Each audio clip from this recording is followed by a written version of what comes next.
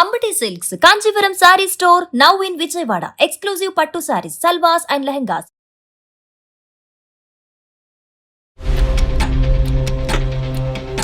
ఇప్పుడు తల తీసి చూస్తే అక్కడ మా జ్యోతి అక్క ఉంది అక్కడ. హస్బెండ్ కూడా ఉన్నారు. వాల్ పైన చూస్తేమో వాళ్ళ మ్యారేజ్ ఫొటోస్ అవన్నీ కనిపించాయి. ఇప్పుడు గర్భవతి అంటున్నావు నువ్వు? అవును సార్, 4th month. మరి ఆవిడకి ఎన్నో మంత్? ఫస్ట్ మ్యారేజ్ అయిన అతని నువ్వే మళ్ళీ పెళ్లి చేసుకున్నావు. సార్ నేను గట్టిగా అడిగేసరికి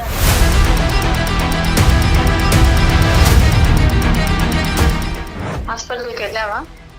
వెళ్ళానక్క. అదే అక్క, నాకెందుకు అక్క అసలు మీ ఇద్దరు కలిపి ఇలా చేసేది? మోసం ఏం లేదు శిల్ప, నువ్వు హ్యాపీ ఉన్నావు, మంచి హస్బెండ్ ఉండు. నువ్వు నీకున్న అమాయకత్వానికి ఎవరు వచ్చి నేను చేసుకున్నా. సెకండ్ మ్యారేజ్ అయిందని అందరికి తెలుసు, నీకు తప్ప. నువ్వు వచ్చేసి మీ హస్బెండ్ కాడికి వచ్చేస్తే నేనేం లేదు కదా అక్కడ, మీరిద్దరే హ్యాపీగా వెళ్ళిపో. ఇంటికి ఎందుకు వెళ్ళాను? అమ్మ, ఇద్దరికి చెవడ ఒలిచేస్తామని చెప్తున్నాను. పిచ్చి పిచ్చి వేషాలు వేయద్దు. ఏమో బొమ్మలాట అనుకున్నారా? అమాయకురాలని పిచ్చిదాన్ని చేయటం అనుకున్నారా? ఏ అమ్మాయి వెతుక్కెళ్ళి ప్రేమించిందా మీ ఆయన్ని? నా భర్తను కూడా నీకు ఇస్తానని అప్పుడే చెప్పు ఉండవలసింది కదమ్మా నువ్వు.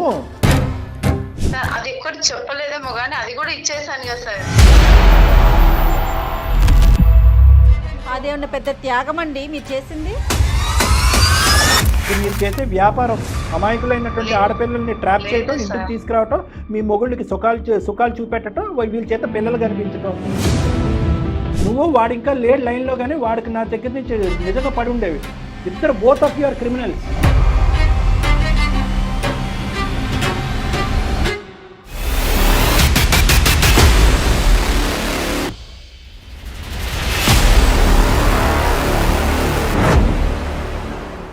నమస్తే, అందమైన జీవితం కార్యక్రమానికి స్వాగతం. నమస్తే కళ్యాణ్ గారు. నమస్తే జయ గారు. శిల్ప అనే ఒక అమ్మాయి మనకి మెయిల్ చేసిందండి.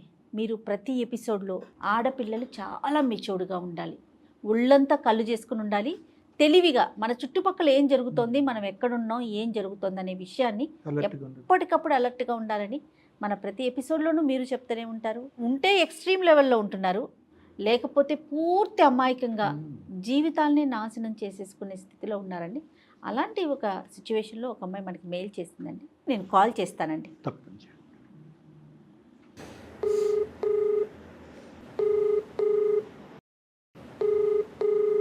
హలో. హలో, నమస్తే అండి. శిల్ప గారా మాట్లాడేది? అవునండి. నేను సుమన్ టీవీ అందమైన జీవితం ప్రోగ్రాం నుంచి మాట్లాడుతున్నానండి. అవును మేడం. నమస్తే మేడం. నమస్తే అమ్మా, మెయిల్ చేశారు కదా మీరు? అవును మేడం. రైట్, నాతో పాటు డాక్టర్ కళ్యాణ్ చక్రవర్తి గారు ఉన్నారు.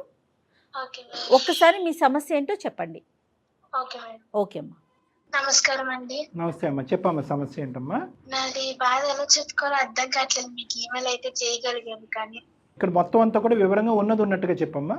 నా పేరు శిల్ప సార్. ఎక్కడి నుంచమ్మా? అరకును సార్. అరకు, వైజాగ్ అరకు దగ్గర నుంచి వచ్చి.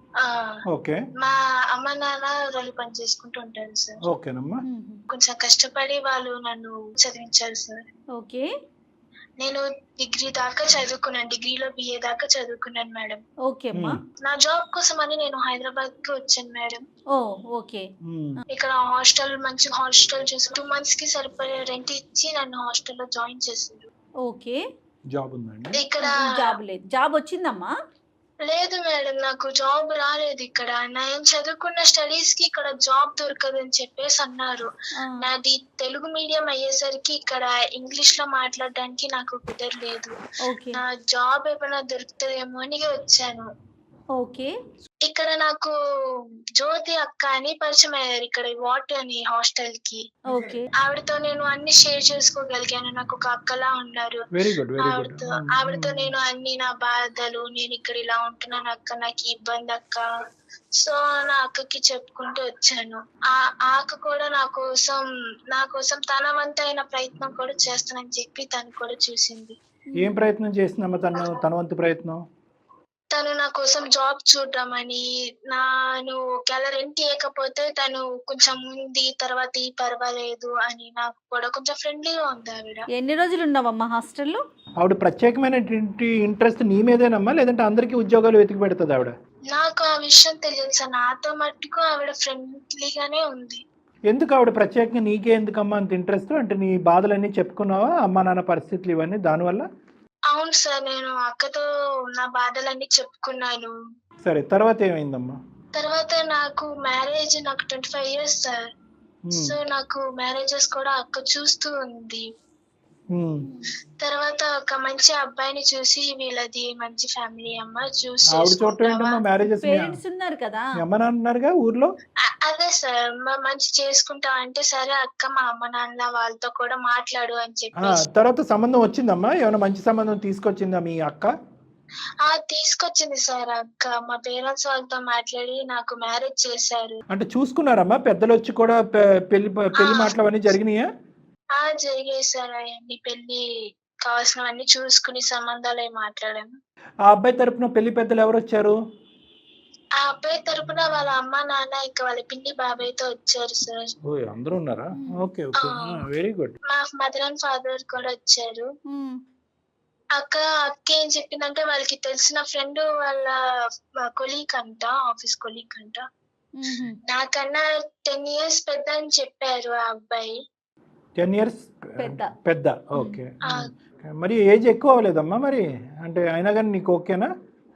అవును, మంచి వ్యక్తి అని చెప్పేసి అన్నారు సార్. అందుకని ఇంకా చేసుకున్నాం.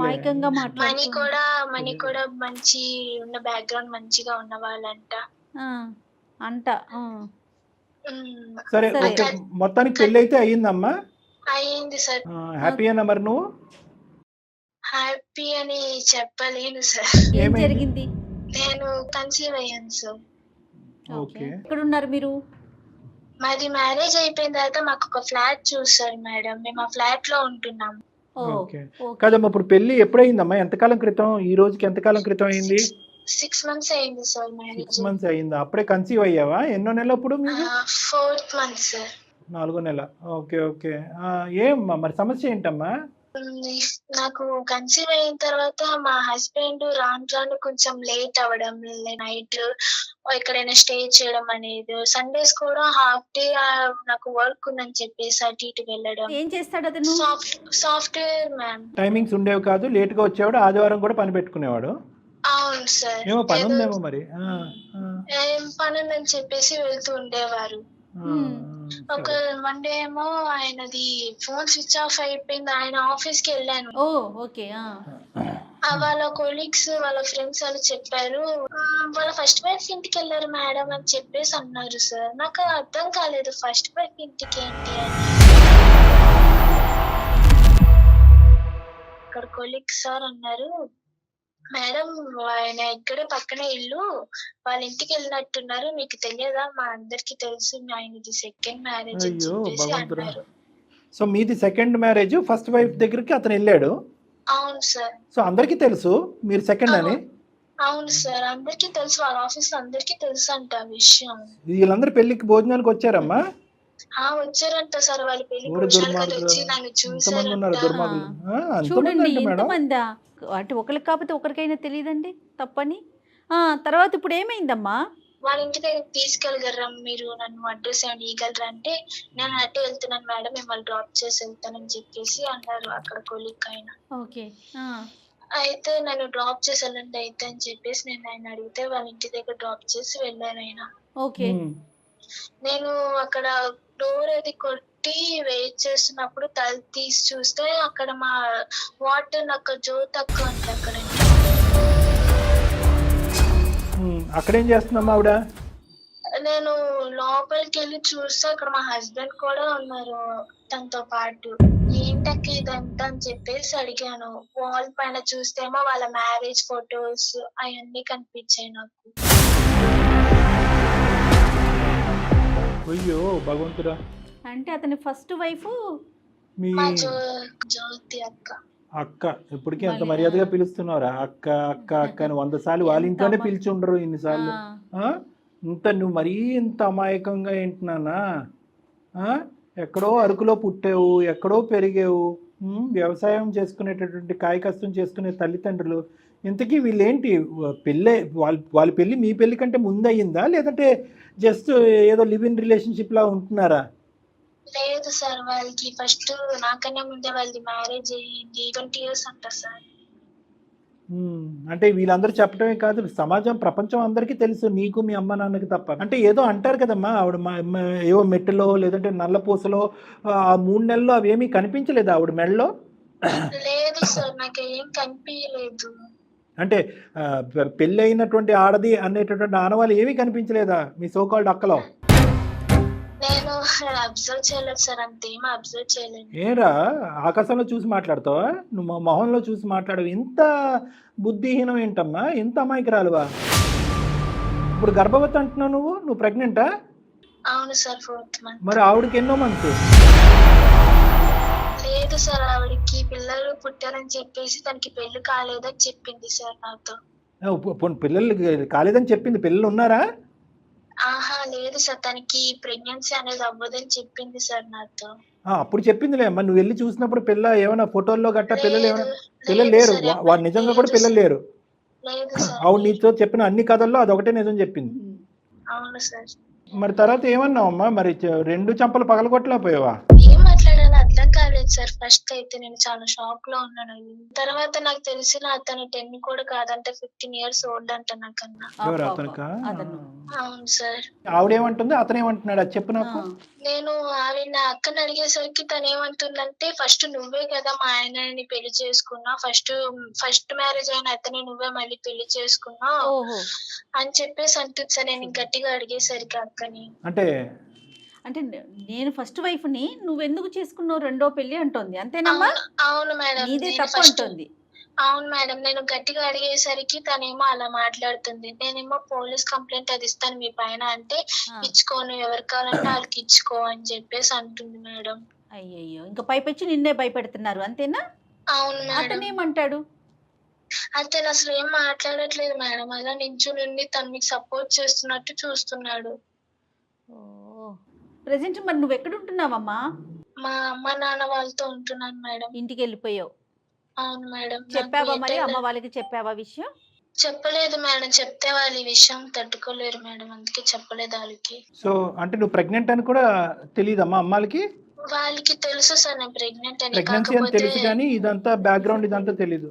తెలియదు సార్ వాళ్ళకి. కాదమ్మా, నువ్వు ఇచ్చే పోలీస్ థ్రెట్ కి ఇప్పుడు దులుపుకుంది. అతనేమంటాడు? అతని మీద కూడా కేసు వేస్తానని అనలేకపోయావా? అన్నాను సార్, నేను వాళ్ళిద్దరి గురించి కలిపే అన్నాను. అంటే అప్పుడు అక్కే అంది, నువ్వేమంటావు అనుకో, ఫస్ట్ నువ్వే మా ఆయనని వల్ల వేసుకుని తను పెళ్లి చేసుకున్నావు అని చెప్పేసి అంటుంది. అతను సైలెంట్, ఈవిడ లౌడ్ స్పీకర్, అంతే కదా? అవును సార్. కేసు ఏమైనా ఫైల్ చేసావమ్మా పోలీస్ స్టేషన్ లో? లేదు సార్, ఏమైనా చేస్తే మళ్ళీ నా పైన నాకు రివర్స్ మాట్లాడుతుంది సార్. ఏమైనా అంటే అమ్మా ఆవిడ ఈ విషయం అమ్మాయికి తెలిస్తే వాళ్ళు తట్టుకోలేరు సార్. అవి పెద్దల సమక్షంలోనే పెళ్లి అయింది కదమ్మా మీది? అవును సార్. ఇరువైపులా వాళ్ళ పెద్దలు వచ్చారు, వాళ్ళ ఫ్రెండ్స్ వచ్చారు, మీ సైడ్ మీ పెద్దలు వచ్చారు. అవును సార్. నేను అడిగేది ఏంటంటే, ఈవిడ ఇతన్ని పరిచయం చేస్తున్నట్టుగా నీ దగ్గర ఏమైనా ఆధారాలు ఉన్నాయా? స్టార్టింగ్ లో మెసేజెస్ కానీ, ఇలా ఒక సంబంధం ఉంది, సో అండ్ సో ఉన్నాడు, చాలా మంచి కుర్రోడు, మంచి కుటుంబం, ఆ అబ్బాయిని నేను పరిచయం చేస్తాను, ఏదో ఒక ఆధారం ఉండుంటది కదా నీ దగ్గర? లేదు సార్, అదేం లేదు. మీ అమ్మ నాన్నతో మాట్లాడిన వాయిస్ రికార్డింగ్ ఉందమ్మా? లేదు సార్, డైరెక్ట్ గా మాట్లాడింది సార్ వెళ్ళి మా అక్క. ఓకే, సో మీ ఈ జ్యోతి అనే అమ్మాయి వాళ్ళ భర్తను నీకు పరిచయం చేస్తున్నట్టుగా, అతనే నీకు కాబోయే భర్తగా ఎటువంటి ఆధారాలు అయితే నీ దగ్గర లేవు? లేవు సార్. సో వాళ్ళు నిన్ను ఎలా ఇరికించారంటే, నువ్వే ఇష్టపూర్వకంగా అతన్ని పెళ్లి చేసుకున్నావు అనేటటువంటి దాంట్లో ఇరికించారు. అవును సార్, నేనే అతన్ని ప్రేమించి పెళ్లి చేసుకున్నట్టుగా వాళ్ళని ఇరికించారు. Okay okay. ఎందుకు ఇలా చేసుంటారమ్మా? నువ్వేమనుకుంటున్నావు? తెలియదు మేడం, నేను ఎంత అడిగినా నీకెందుకు ఇదంతా, మేమైతే నిన్ను బాగానే చూసుకున్నాం కదా, మీ అమ్మ నాన్నల అప్పులన్నీ తీర్చేసాం, నీకు మంచి ఉద్యోగం అది ఇస్తున్నాం అని చెప్పేసి అంటున్నారు. సో ఎన్ని సంవత్సరాలు అయిందమ్మా వాళ్ళ పెళ్ళయి పిల్లలు లేరు అంటున్నావు కదా, అదేమన్నా కారణమా నిన్ను చేసుకోవటానికి ఈ దొంగతనం? తెలియదు సార్. ఏమీ తెలియదు అమ్మాయికి ఎంత అసలు. అమాయకంగా ఉందో చూడండి. చూడమ్మా ఎంత అమాయకంగా ఉన్నావు తల్లి. నేను ఏమైనా అడుగుతుంటే ఇదే నాతో చెప్తున్నారు. నేను మిమ్మల్ని బాగా చూసుకున్నాం కదా, నీకేం ఇబ్బంది లేకుండా మా ఇద్దరం చూసుకున్నాం కదా, ఇంకేంటిది నీకు ఇంకేం కావాలని చెప్పేసి మళ్ళీ నన్ను అడుగుతున్నారు. సో అసలు నువ్వు నాకు ఈ రోజు ఒక నిమిషం శిల్ప, ఇప్పుడు నువ్వు మాకు చేసింది దేనికమ్మా? అంటే వాళ్ళు ఇచ్చే ఆఫర్ తీసుకుని అలాగే కంటిన్యూ అయిపోవాలి అనే ఆలోచన ఎక్కడన్నా నీకు ఉందా లేదా?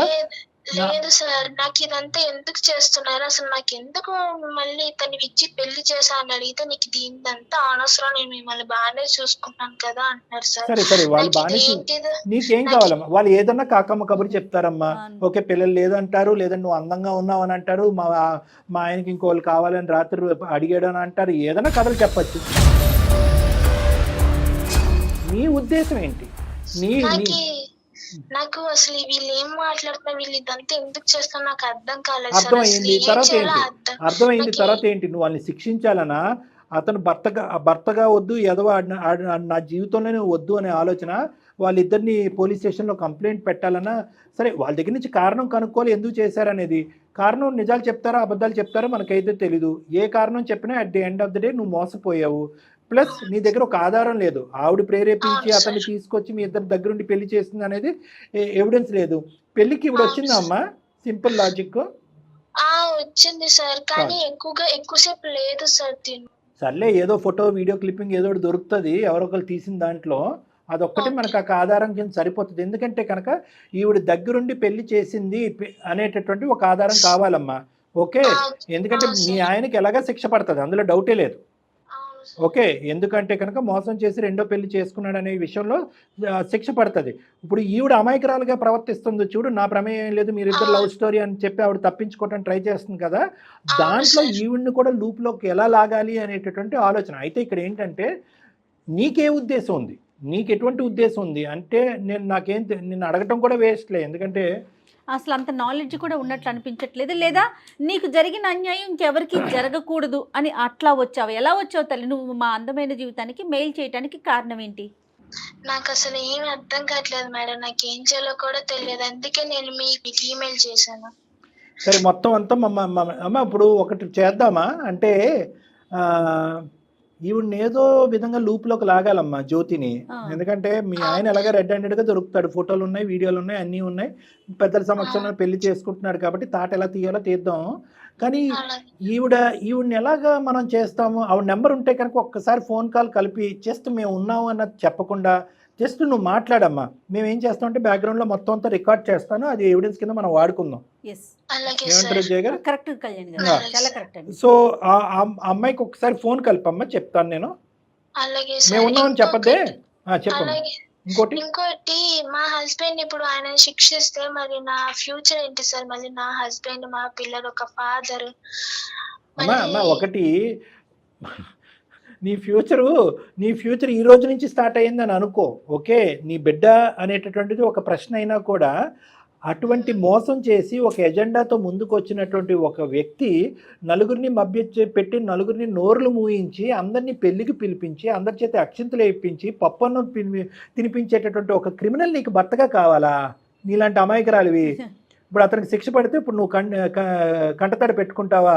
అక్కడి నుంచి నీ జీవితం ప్రారంభమైందని అనుకో అమ్మా. ఎట్టి పరిస్థితుల్లో అటువంటి వ్యక్తి ఆ అమ్మాయికి విడాకులు ఇచ్చి, ఎవరు ఆ భయంకరమైనటువంటి ఆ బ్రహ్మరాక్షసికి విడాకులు ఇచ్చి నీ జీవితంలో ప్రవేశించినా కూడా నువ్వు తలుపులు వేయాలి ఆ మనిషి మొహం మీద. వాడు దుర్మార్గుడమ్మా, నీకు అన్యాయం చేయలేదు. అరే ఇంత రామాయణం అంతా చెప్పిన తర్వాత రాముడికి సీత ఏమవుతుందని అడిగినట్టుంది అమ్మా. వాడు తడిగొడ్డతో గొంతులు కోసే రకం, వాడు నీతో పాటు ఎంతకాలం ఉంటాడనేది తెలీదు. నీకు ఒక బిడ్డ కన్నా తర్వాత ఆ బిడ్డను తీసుకుని వాళ్ళిద్దరు వెళ్ళిపోదాం అనేటటువంటి ప్లాన్లో ఉన్నారు. ఎల్లుండి నుంచి నీ చేత గిన్నెలు కడిగించి వంట వండించి బట్టలు ఉతికిస్తారు. ఇది ఐడియా. ఫ్రీ లేబర్ గురించి తీసుకున్నారు. మోసపోయింది చాలు, నీ జీవితం గుడ్డిగా మోసపోయింది చాలు. ఇప్పుడు నా భర్త ఏడండి, నా పెళ్ళి ఏంటండి, నా జీవితం ఏంటి అనేది కాదు. ఒక నరకం నుంచి బయటపడినప్పుడు ఇంకొక బాధని నీ జీవితంలో అనుభవించడం తప్పదు. ఇక్కడ నువ్వు నేను మనందరం కూర్చుని ఆలోచించవలసింది ఏంటంటే పుట్టబోయేటటువంటి బిడ్డ పరిస్థితి ఏంటి అనేది ఒకటి ఆలోచించాలి. లేదా ఇంకో విధమైనటువంటి ఆలోచన, ఆ బిడ్డకి ఇంకో విధమైన, ఆ ప్రెగ్నెన్సీకి ఇంకో విధమైనటువంటి ఆలోచన నీకు ఏమన్నా ఉందా అన్నది ఆలోచించాలి. దయచేసి ఆ బిడ్డ నువ్వు, నీ ప్రెగ్నెన్సీ నువ్వు అనే సబ్జెక్టే మనం మాట్లాడుకోవాలి. కానీ ఇక్కడ నా భర్త అనేటటువంటి సబ్జెక్ట్ లేదమ్మా. వీళ్ళందరూ దొంగలు, పచ్చి దొంగలు, కిరాతకులు వీళ్ళు. వీళ్ళు బహుశా మారుమూల ప్రాంతం నుంచి వస్తారు. ఏమ్మా? అవును సార్, అవును మేడం. రైట్, ఓకే అమ్మా. సో అది మనం ఇక్కడ ప్రస్తావనలోకి తీసుకొచ్చినా తీసుకురాకపోయినా నీకుండే హక్కులు నీకు ఉంటాయి. ఒకప్పుడు ఆ సబ్జెక్ట్ కూడా ఉంటాయి కనుక నీకు డబల్ ట్రిపుల్ హక్కులు ఉంటాయి. కాబట్టి మొత్తం హక్కులన్నీ కూడా ఎలా ఉపయోగించుకోవాలనేది మేము చెప్తాము. ఫస్ట్ ఈ జ్యోతిని లూప్లోకి లాగుదాం అమ్మా. అలాగే సార్. రైట్ తీసుకోమ్మా. ఆవిడని ఒకసారి లైన్లోకి తీసుకో. ఎంత అమాయకంగా ఉందండి. Very bad madam, very bad. మాట్లాడమ్మా, ఒకసారి లైన్ కలుపు ఆ జ్యోతి గారికి. మీరు మాట్లాడుతున్న వ్యక్తి మీ కాల్ ను హోల్డ్ లో ఉంచారు. దయచేసి లైన్ లో వేచి ఉండండి. आप जिस व्यक्ति से बात कर रहे हैं. హలో, చెప్పు. ఎక్కడున్నావు అక్క? ఇంట్లో ఉన్నాను. చెప్పు. బాగున్నావా? బాగున్నా. హాస్పిటల్కి వెళ్ళావా? వెళ్ళానక్క. అదే అక్క, నాకెందుకక్క అసలు మీ ఇద్దరు కలిపి ఇలా చేశారు? ఏం చేసాం? మళ్ళీ మోసం చేశారు. మోసం ఏం లేదు శిల్ప, నువ్వు హ్యాపీ ఉన్నావు, మంచి హస్బెండ్ ఉండు, నీకు నేనేం మోసం చేయలేదు. నీ అప్పులు తీరినాయి, నీకు మంచి లైఫ్ ఇచ్చిన, నేనేం చేసిన? నీకు ఇంకా మంచి లైఫ్ ఇచ్చిన. అసలు నాకు ఎందుకు ఇలా చెయ్యాలి? అసలు సెకండ్ వైఫ్ గా నన్ను ఎందుకు అతనికి ఇచ్చి మ్యారేజ్ చేసిన? శిల్ప, నీకు ఒకటి గుర్తు పెట్టుకో, నువ్వు నీకున్న అమాయకత్వానికి ఎవరో అడుక్కున్నాడు వచ్చి నేను చేసుకున్నాను. నీ జీవితం ఇంకా నాశనం అయిపోదు. నేను మా ఊర్లో పంచాయతీ పెట్టిస్తాను అక్క, పోలీస్ కేసు వేస్తాను పైన. చెప్పుకో, నువ్వు ఏమన్నా చెప్పుకో, నువ్వే నా మౌని ట్రాప్ చేసి పెళ్లి చేసుకున్నావు అని నేనే కేసు పెడతా నీ పైన. అట్లా ఎట్లా పెడతావు? అట్లే పెడతా. సెకండ్ మ్యారేజ్ అయిందని అందరికి తెలుసు, నీకు తప్ప. అట్లీస్ట్ నీకు కూడా తెలుసా అని నేను చెప్తా. నేను చెప్తానక్క, నీ పైన పంచాయతీలో అది పెట్టిస్తాను. నువ్వు ఎక్కడ చెప్పుకుంటావో అక్కడ చెప్పుకో, నేను అన్ని చెప్పే చేసిన అని నేను చెప్తా. ఓకేనా? అన్ని తెలిసే చేసుకుంది సార్ అని నిన్ను ఎవరి ముందైనా చెప్పుతా. అసలు అలా ఎందుకు చేశారక్క మీరు? నీకు ఇప్పుడు ఏం తక్కువైంది? అన్ని బానే ఉన్నాయి. నువ్వు వచ్చేసే మీ హస్బెండ్ కాడికి వచ్చేస్తే నేనేం లేను కదా అక్కడ, మీరిద్దరే హ్యాపీగా వెళ్ళిపో. ఇంటికి ఎందుకు వెళ్ళాను? నాకు ఏం మాట్లాడాలో అర్థం కావట్లేదు మీరు మాట్లాడుతుంటే. ఎవరు తీసుకొచ్చారమ్మా ఈ సంబంధం జ్యోతి? ఎవరు? ఎవరో ఒకళ్ళే. సంబంధం ఎలా వచ్చింది ఈ అమ్మాయికి? మీరు ఎవరు సార్? అమ్మ, మేము సుమన్ టీవీ అందమైన జీవితం ప్రోగ్రాం నుంచి మాట్లాడుతున్నాము. నా పేరు జయలక్ష్మి, నాతో పాటు డాక్టర్ కళ్యాణ్ చక్రవర్తి గారు కూడా ఉన్నారమ్మా. మీ కన్వర్జేషన్ మొత్తం విన్నాము. తనే మాకు మెయిల్ చేసింది తన సమస్యకి ఒక పరిష్కారం చెప్పమని. అసలు నువ్వు ఎందుకు పెళ్లి చేసావు? పెళ్లి చేయలేదు సార్, అసలు ఆమెనే మా ఆయనను చూసి ఇష్టపడి చేసుకుంది సార్. ఓకే. ఆ అమ్మాయి వచ్చి మీ ఇంట్లో ఎత్తుక్కుంది, మగాళ్ళు ఎవరు ఇక్కడ ఖాళీగా ఉన్నారని చెప్పి. సడన్గా మీ ఆయన అక్కడ కనిపించాడు కాబట్టి ఇతను కావాలని వేలెత్తి చూపెట్టేటప్పటికి నువ్వు కళ్యాణ మండపం బుక్ చేసి పెళ్లి చేస్తావు, అంతే కదా? ఎందుకమ్మా ఏదన్నా అబద్ధం ఆడితే అతికినట్టు ఉండాలమ్మా. నీ తడబాటు ఇవన్నీ వింటూ ఉంటే కనుక దగ్గరుండి నువ్వు ఈ పెళ్లి జరిపించావు, దగ్గరుండి ఈ సంబంధం కుదిర్చావు, దగ్గరుండి అందరినీ మోసం చేసావు అని చెప్పి ఎంతమంది నోర్లు మూయించారమ్మా నువ్వు మీ ఆయన? మీ ఆయన పక్కన ఉన్నాడా? పక్కనుంటే ఈ ఫోను లేదు సార్. అమ్మా, ఇద్దరికి చవడ వలిచేస్తామని చెప్తున్నాను. పిచ్చి వేషాలు వేయద్దు. ఏమనుకున్నారు ఇప్పుడు వరకు? ఏమో బొమ్మలాట అనుకున్నారా? అమాయకురాలని పిచ్చిదాన్ని చేయటం అనుకున్నారా? మొత్తం మీరిద్దరు మాట్లాడుకున్న మొత్తం అంతా కూడా సంభాషణ మా దగ్గర రికార్డ్ అయ్యి ఉంది. ఆధారాలతో మీరిద్దరు అడ్డంగా దొరికారు. పెళ్లి ఫోటోల్లో కూడా నువ్వు దగ్గరుండి పెళ్లి చేసినటువంటి ఆ ఫోటోలు మా దగ్గర ఉన్నాయి. అన్ని ఆధారాలతో మేము కట్టుదిట్టంగా మొత్తం ఏర్పాట్లు చేసాం. మీ ఇద్దరి చేత కటకటాలను లెక్క పెట్టించడం డౌటే లేదు. దానికి ఆ అమ్మాయికి మా పూర్తి స్థాయి సపోర్ట్ ఉంటుంది. నాది కానీ, జయలక్ష్మి మేడం గారిది కానీ, సుమన్ టీవీది కానీ. ఏ అమ్మాయి వెతుక్కెళ్ళి ప్రేమించిందా మీ ఆయన్ని? మాటలు రావట్లేదు. ఏమ్మా చేసిందంతా చేసిన తర్వాత ఈరోజు మౌనంగా కూర్చుంటే కనుక అయ్యో పాపం ఈ అమ్మాయి కనువిప్పు కలిగిందని చెప్పి వదిలేస్తాం అనుకున్నారా? పడే శిక్ష ఎలాగా పడుతుంది, దానికి మేము అంతా రెడీగా ఉన్నాం. అసలు ఎందుకు చేశారో కారణం మేము తెలుసుకోవాలని అనుకుంటున్నాం. మేము కానీ మేము చూసేటటువంటి ఆడియన్స్ కానీ. నేనే తీసుకొచ్చాను సార్. ఎవరు? మీ ఆయన నువ్వు తీసుకొచ్చావా? సార్, అమ్మాయికి మంచి లైఫ్ ఇచ్చినా సార్ నేను. గడిది గుడ్డేం కాదు. ఏంటి ఇచ్చారమ్మా లైఫ్? చెప్పండి చెప్పండి. తనకి హాస్టల్ ఫీజు కట్టుకోవడానికి అసలు కనీసం బట్టలు కూడా డబ్బులు లేకుండే. తను ఇప్పుడు ఎక్కడ ఉంటుంది తెలుసా సార్? అపార్ట్మెంట్ లో ఉంటుంది. తనకు కావాల్సింది ఉంది, కారులో పోతుంది, కారులో తిరుగుతుంది. అలాంటి లైఫ్ ఇచ్చిన సార్ నేను. అవన్నీ ఇచ్చావు. ఇవన్నీ ఇచ్చే ముందు అమ్మ నీకు హాస్టల్ ఫీజు కట్టినాను, ఇవన్నీ చేస్తాను, నా భర్తను కూడా నీకు ఇస్తానని అప్పుడే చెప్పు ఉండవలసింది కదమ్మా నువ్వు. నీకు అన్నీ ఇచ్చాను, ఫ్రీగా నా భర్తను కూడా నీకు ఇస్తాను రెడీమేడ్గా, వాడికి 10 సంవత్సరాలు కాదు 15 సంవత్సరాలు పెద్ద అని చెప్పి ఉన్నమాట ఉన్నట్టుగా చెప్తే కనుక ఆ అమ్మాయి తీసుకుంటుందో వదిలేస్తుందో అప్పుడు ఆలోచించి ఉండేవాళ్ళం కదా. అన్నీ ఓపెన్గా సహాయం చేసేదానివి, ఇది ఎందుకు వెనకతల నుంచి వెన్ను పొడిచావు? సార్ అది ఎక్కడి చెప్పలేదేమో కానీ అది కూడా ఇచ్చేసాను కదా సార్.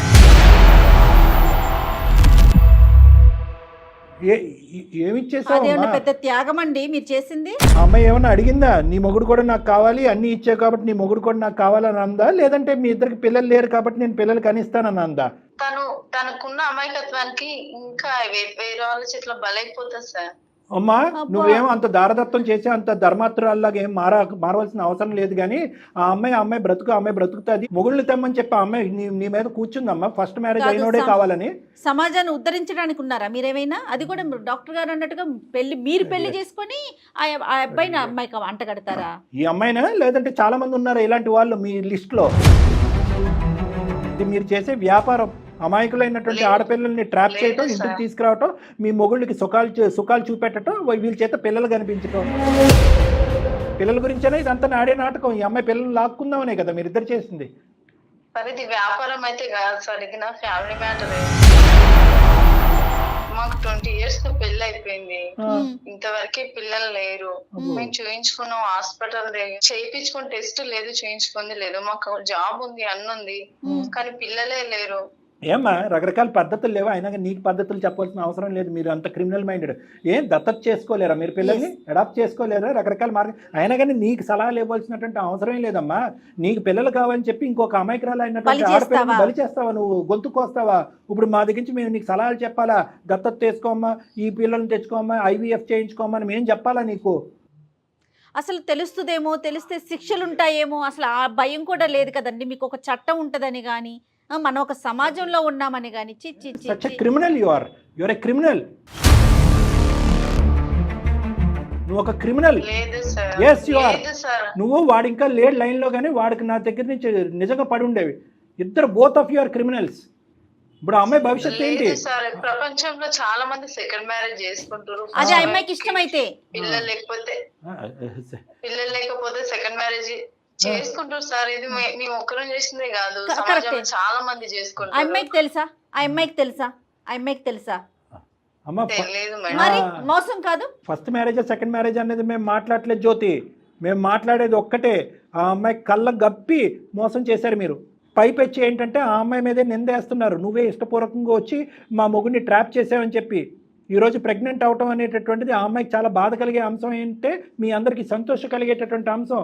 ఆ అమ్మాయిని పలకరించి నువ్వెలా ఉన్నావు అనేది కాకుండానే చెకప్స్ చేయించుకుంటున్నావా, మెడికల్కి వెళ్తున్నావా, ఇది చేయించుకుంటున్నావు, అది చేయించుకుంటున్నావు అని స్టార్టింగ్లో నువ్వు అన్న మాటలు బట్టి మీ ఎజెండా ఏంటనేది మాకు అందరికీ అర్థమైంది. సార్ ఇది మోసం కాదు, క్రైమ్ కాదు సార్. అని అది కొంచెం తప్పే ఉంది. నాకంటూ అంటే మా ఆయన తరపు నుంచి ఒక బాబు ఉండాలి, మేము చూసుకోవాలి, బాబు ఉండాలి. నేను మోసం చేయలేదు సార్, సొంత చెల్లిలానే చూసుకుందామని చేసిన. వాళ్ళ పేరెంట్స్ ని కూడా మంచిగా చూసిన. నేను కలిసి తనని ఒక్క మాట అడగండి, ఇంతవరకు నేను తనని ఒక్క మాట అనలేదు, ఒక్కటి ఏం చేయలేదు. చెల్లిలానే చూసుకుందాం.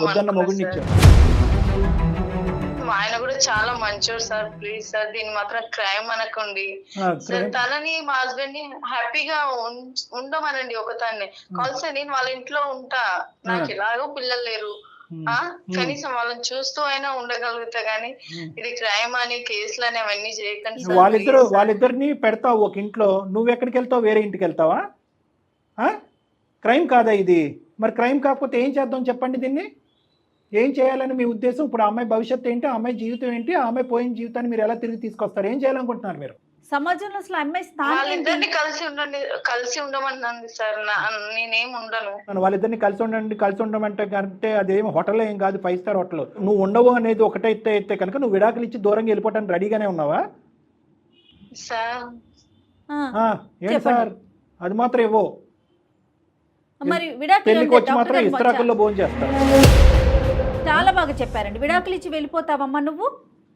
చెప్పమ్మా. మాటలు రావట్లా, అమ్మా మాట్లాడు. ఇవన్నీ అనవసరం. నువ్వు విడాకులు ఇచ్చినా ఇవ్వకపోయినా ఆ అమ్మాయికి ఏదో మీ ఆయన ద్వారా కొత్త జీవితం ప్రసాదిస్తాను అనేటటువంటి పిచ్చి ఆలోచన దయచేసి ఇమీడియట్గా విరమించుకో. ఇది క్రిమినల్ యాక్టివిటీయే. నువ్వు ఆఫర్ ఇచ్చినా కూడా మీ ఆయన్ని ఆ అమ్మాయి మళ్ళీ స్వీకరించేటటువంటి పొజిషన్లో లేదు. ఒకప్పుడు స్వీకరించేటటువంటి ఆలోచన ఆ అమ్మాయికి వచ్చినా కూడా ఆలోచనని కడిగి పాడేసేటటువంటి బాధ్యత మేము తీసుకుంటాం. ఎందుకంటే కనుక ఇటువంటి మోసపూరితమైనటువంటి రాక్షస ప్రపంచంలో బతకగలిగేటటువంటి అమాయకురాలు కాదు ఆ అమ్మాయి. చంపినా చంపేస్తారు మీరు, పిల్ల పుట్టగానే చంపినా చంపేస్తారు మీరు.